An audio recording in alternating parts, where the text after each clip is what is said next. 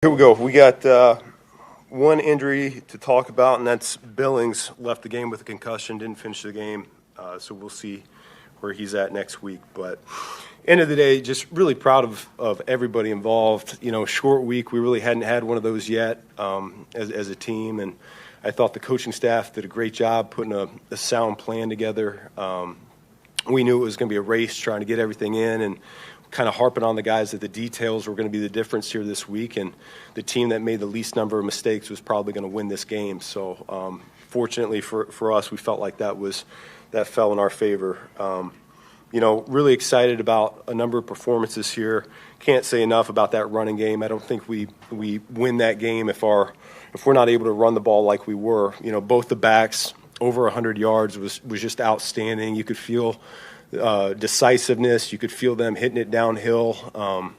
They turned on the gas and were lowering their shoulders too. So that was so good to see. But it doesn't happen without that offensive line. But you can't say enough about Ozzie and Joe and Drew Dahlman and Jonah and then Darnell. I mean, those guys, they were huge for us. And so really proud of them. Really proud of the tight ends, the receivers. You know, that's a frustrating game if you're a pass catcher because those conditions were challenging for us to get some consistency going there.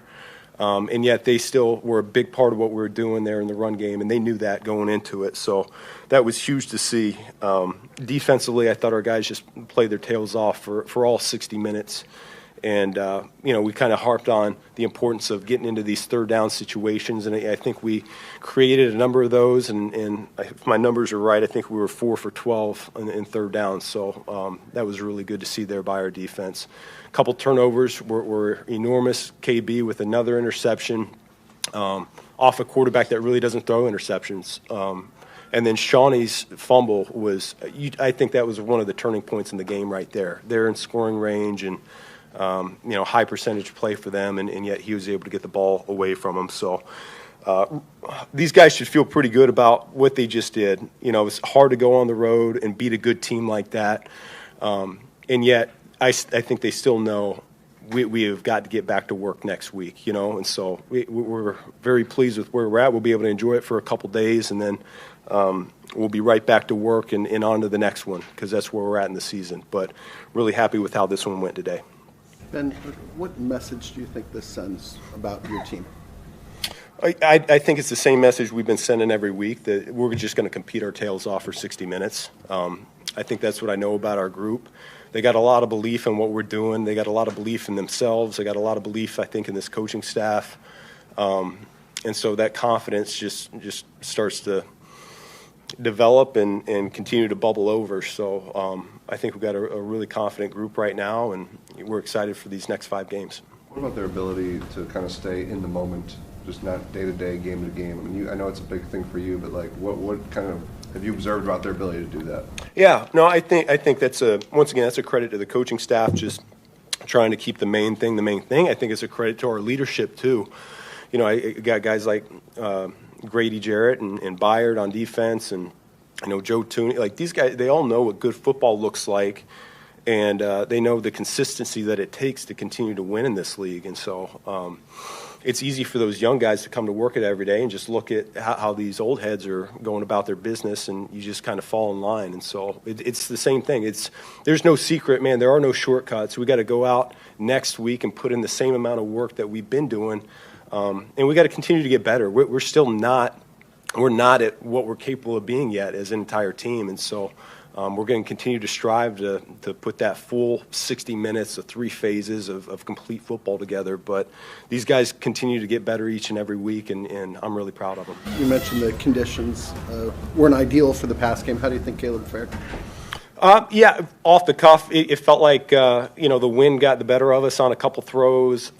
He made some huge ones down the stretch there. That throw to Cole was enormous. You know, he's rolling out to his left to be able to throw a dime like that at that point in the game. I thought that was really big for us, and so it's a struggle there. You know, you're trying to not become just solely run oriented, because then the defense is going to adjust too. So you want to keep that element of a pass threat over the course of the game, and and I was hoping we'd hit a couple more just to loosen them up a little bit more and keep that run game going. So overall, though, I thought he did a good job just keeping the operation going. That was something that we were really harping on this week, was just making sure we get in and out of the huddle clean.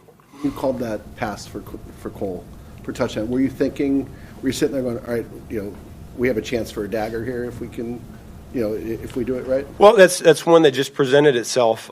Swifty's actually the number one read on that, and as Caleb's pulling on out, you can feel the safeties dipping down low, and so I think he felt that, he saw it, and he delivered a good ball and made him pay. So that was good. What's it like for you as a play caller in a game like this, with the way Kyle and Swifty were running and the way the offensive line was moving? Like, did you feel yourself, especially in those 2 touchdown drives, those long drives, just being able to get in a rhythm and kind of go to a lot of different kinds of runs? Yeah, I think we had a good amount of volume for such a short week in terms of the run game, the number of formations and concepts that we had up. Our guys handled it really well going into the week. And as a play caller, like I said, it's that balancing act, because if you hang with something a little bit too long, then all of a sudden you're looking at a 3rd and long and wondering why the drive stalled. And so I look down and I see 36 attempts. I'm like, well, shoot, I probably threw it. I called too many pass plays this game, and especially with how we're running it. And so that's an area that I can be better at too. Kyle had a 31-yard run, I think, right after Shawnee took the ball away. What was kind of that? What did that kind of play and then that drive just kind of mean for the whole team? You said the right fumble is obviously the turning point, but then to just answer the way you guys did start. Yeah, no, I mean, we always talk about getting that first down and not necessarily thinking it's going to be an explosive run like that, but that was a huge one in that moment, because we were still, on our side of the field pretty backed up, and that got it to midfield and really ignited us as a whole team. And so that was great to see, and I think he played his tail off, so did Swift, and I can't say enough good things about our offensive line here today. When Shawnee went and ripped the ball out on the tush push, was that something you guys had seen during the course of the week, that might be a vulnerable spot? Yeah. I mean, we certainly wanted to be sound in how we were defending that play and the compliments off of that play, and we were hopeful to have opportunities to get the ball there. Yeah. The 3rd down defense, I know we talked about a lot this season, but to be able to watch DA use Jalen and Kyler and CJ all time together, I mean, how much of an impact do you think that had to have all those guys at your disposal today, especially on 3rd down? Yeah, no, I thought it was huge. They 3rd down was when they were all out there together for sure, and then other times we're kind of platooning those guys. But it was just great to get their feet wet. I'll be curious to see what that tape looks like. I mean, there's a couple good receivers for Philly out there on the field, so I can't wait to see how tight that coverage was. And, it's good to – I think it'll be a good stepping stone for us to build upon going forward here. Your decision on 4th and 5 to go for it, or did you know on 3rd down that was going to happen? Which one? The one to Loveland, the 7. The Loveland? Yeah. Yeah, I mean, where we were on that field, I didn't feel great going that direction, kicking it, and I just – yeah, it's a gut feel sometimes on those things and how comfortable I am with the play call. So I felt pretty good in that circumstance. Yep, thank you.